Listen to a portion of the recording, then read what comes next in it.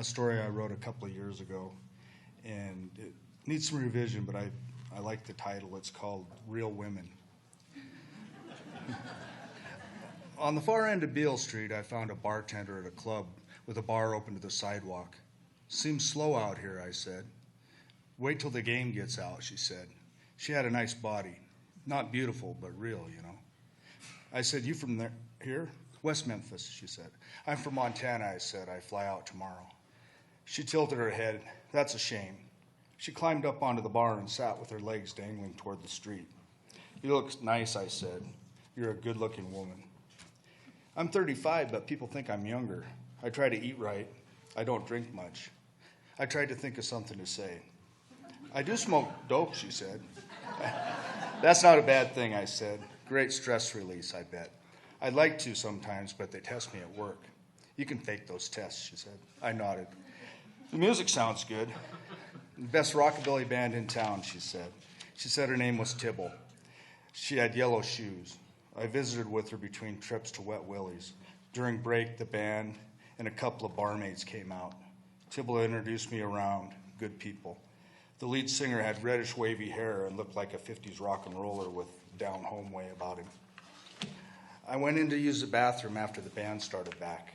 They were playing Johnny Cash songs. The lead singer said, "I bet Ben knows this one," and they led into Cocaine Blues. I could listen to that stuff all night.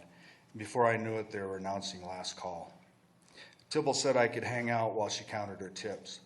When they started turning off the lights, I asked her what she thought I should do. She said I better go because her boyfriend was in a motorcycle club.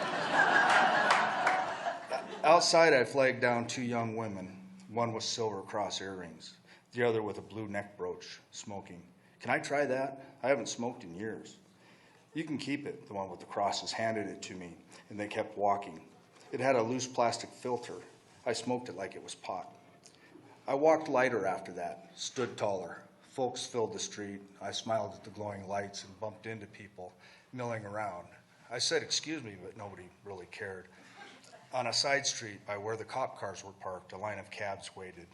I climbed into the front seat of the first cab and told the driver, "Gentlemen's Club." "The nearest one's 20 minutes away," the driver said. "That starts at $30. "Okay," I said, and got back out. That's when I saw her again, the woman in the turquoise dress from over by the motel. She walked deliberately down the sidewalk, talking on her cell phone, heels clicking off the concrete. I caught up to her and said, "You need a date." She looked at me in a concerned way and kept walking. "I mean, I could use a date. I have a nice room. I'll get us a cab if you want." She kept talking on the phone. I followed her inside someplace. "Would 200 do it?" It turned out to be a diner attached to the bar where Tibble worked, and the rockabilly band had played. My friends were all at a large table having breakfast, and they stopped talking when they heard my voice. The woman in the turquoise dress went over by the counter and glared. I lowered my head and left. I thought about Tibble, about the impression I'd made earlier, but I'd been found out. I let my friends down. I staggered to an after-hours dance club, dropping 50s on the floor when I paid the cover. The bouncers helped me pick up the money and asked my name. A packed floor danced like they were one big couple. Sexy women, arms overhead, with swirling silky butts.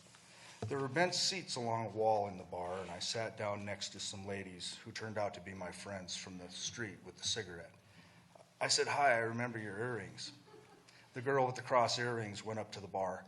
I pointed at the other girl's brooch. "I like your brooch," I said. She backed up in her seat and looked for her friend. Earrings came back with a guy, a bartender, and he sat down on the bench between me and the girls. He said, "What's up?" I shook his hand and introduced myself. He wanted to know why I wasn't out dancing. "Are these ladies with you?" I asked. He nodded. I spoke up so he could hear me over the music. I remembered her earrings. "You should go out and dance," he said. "I don't dance." "What are you doing here then?" "Nothing," I said. I shook his hand. The bartender spoke with the women, then went back to the bar. I smiled over at the girls, but they didn't look at me, so I slid off the bench and headed for the door. "See ya, Ben," the bouncer said.